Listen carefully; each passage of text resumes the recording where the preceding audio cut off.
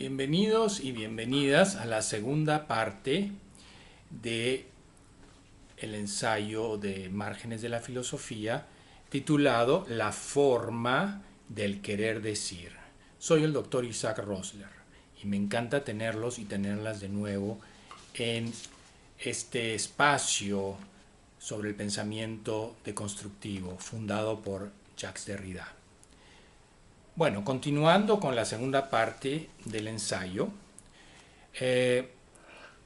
continuemos entonces hablando sobre qué estratagema usa Husserl para continuar esta teoría de la forma, ¿no? Él, en vez de continuar trabajando en la aporía de la fenomenología, la aporía, la contradicción de la fenomenología, que como hemos dicho es que lo que funda la forma es un estrato que se resiste a adoptar cualquier forma, cualquier presencia, cualquier esencia, y bueno, asociamos esta fundación a la relación espacio-tiempo, ¿no? Que es un pedestal de silencio, el espacio-tiempo, esta impresión primera antes que cualquier palabra, este murmullo que digamos nos posiciona ahí en medio del estrato espacio-tiempo, ¿no? Entonces, en vez de continuar por ahí, ¿no?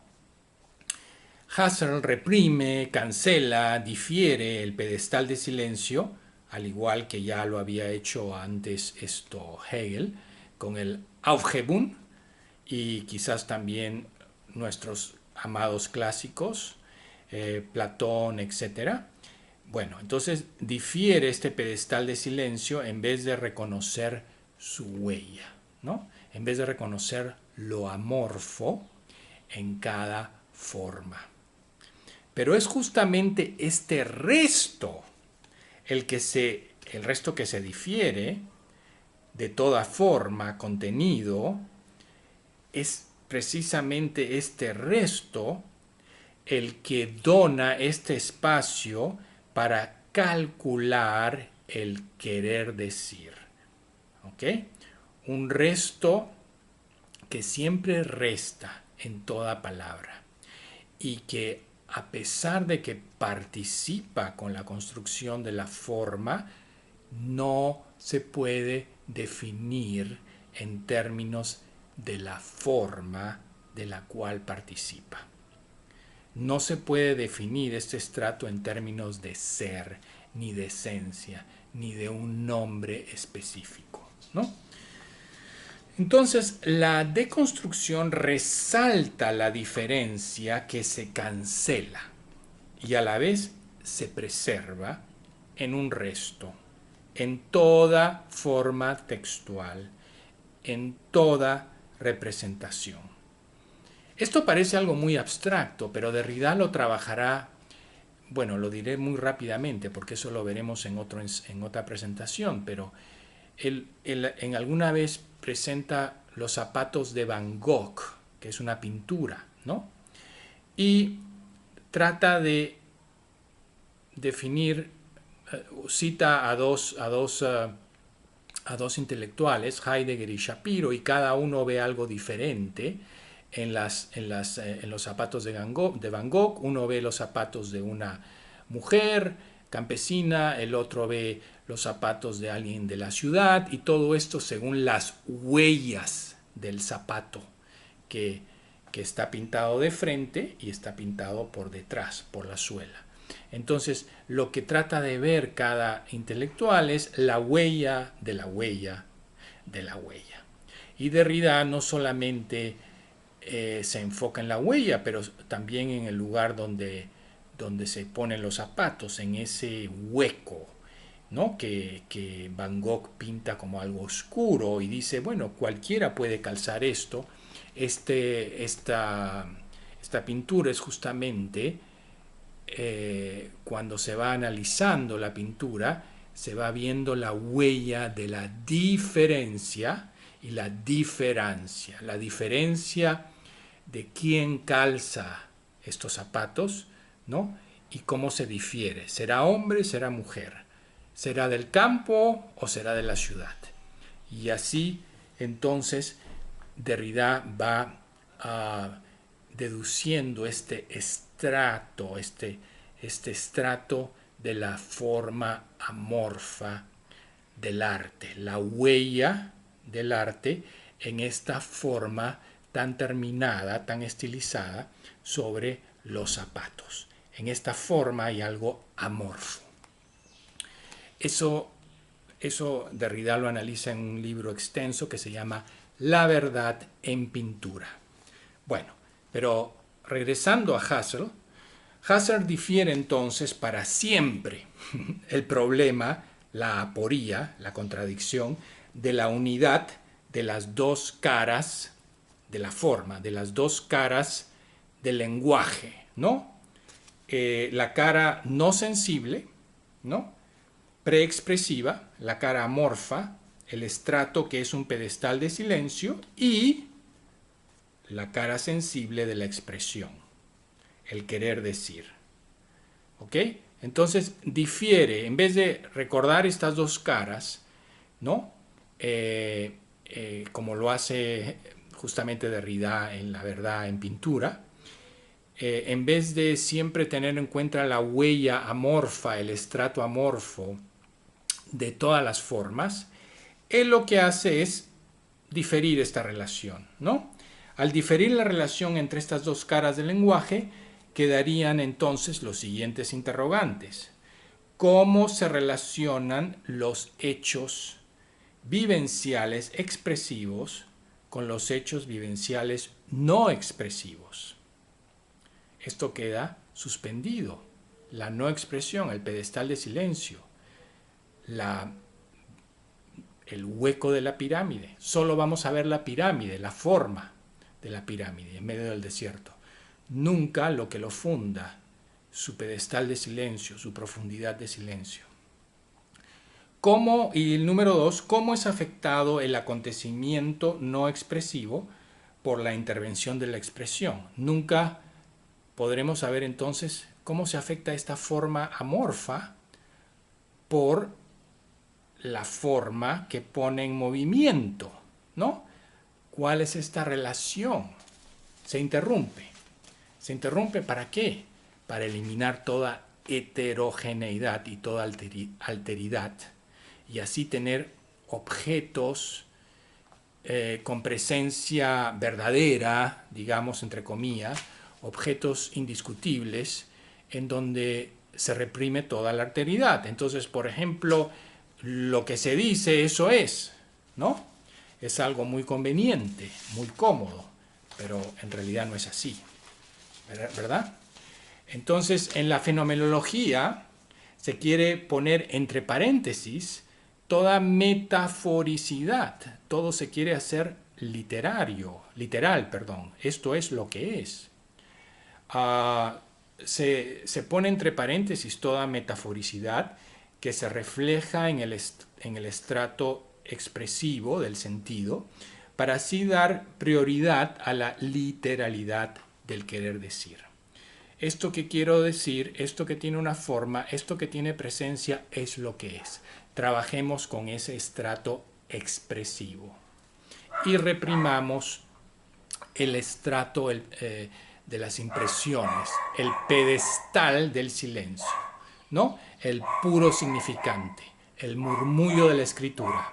Esa forma amorfa la vamos a reprimir. Entonces, lo que Derrida nos plantea justamente es que hay metaforicidad desde el momento que el pedestal de silencio se difiere hacia el querer decir. Aquello que se dice guardará, como hemos dicho, la huella del estrato silencioso no expresivo, y por ende todo querer decir apunta a otras opciones, a otras opciones del querer decir, con un afán de perfeccionar o literalizar de modo más apropiado y ejemplar. Entonces, todo querer decir, toda forma, toda presencia, puede ser perfeccionada porque tiene un residuo, un resto metafórico que se resiste a, a toda definición. ¿Ok? Entonces, siempre en toda cosa que se defina, en toda forma, hay un resto que lo altera, un resto de alteridad, un resto de heterogeneidad, que no es que lo hace menos verdad, sino que perfecciona la verdad ya conocida, ¿no? Una computadora de primera generación es diferente a una computadora de quinta, sexta, igual que los teléfonos celulares.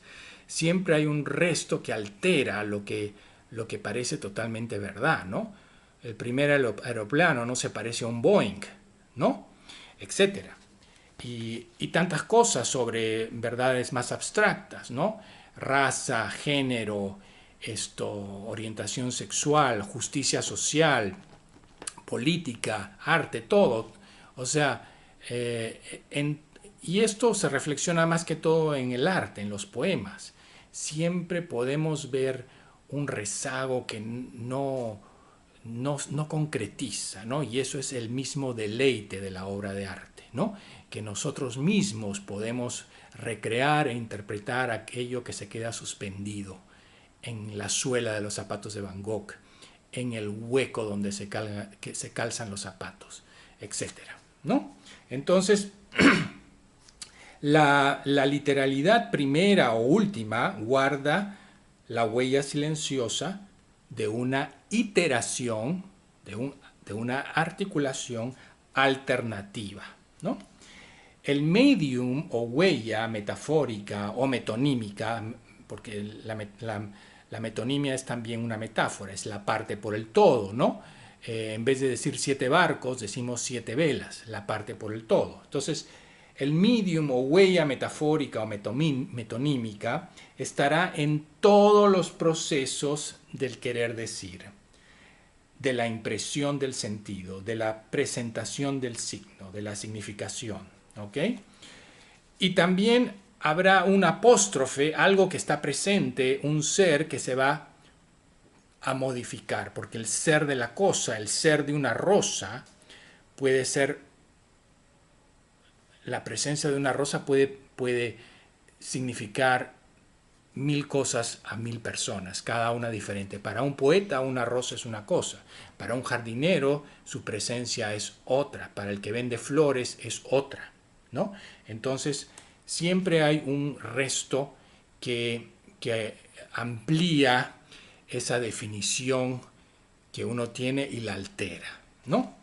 En el discurso puro del querer decir, el querer decir también se disuelve, haciéndose inservible. O sea, la palabra rosa se vuelve inservible. ¿Para qué? Para llevarnos al concepto de la rosa y luego al referente de la rosa. Y ROSA ya no tiene sentido, no es como una piel de una serpiente que se desgaja y se va, ¿no?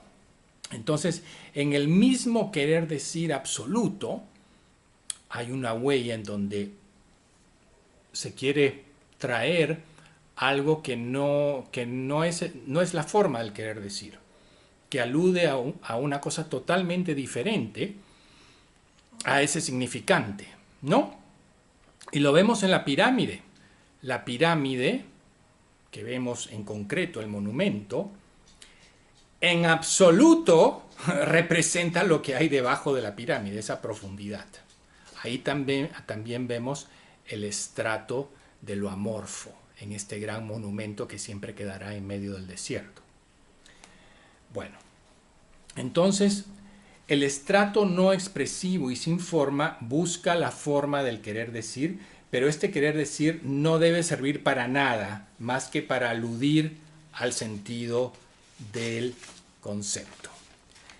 Y ahí vamos a dejar nuestra segunda entrega para vernos en unos momentos en la tercera entrega de la forma del querer decir. Gracias.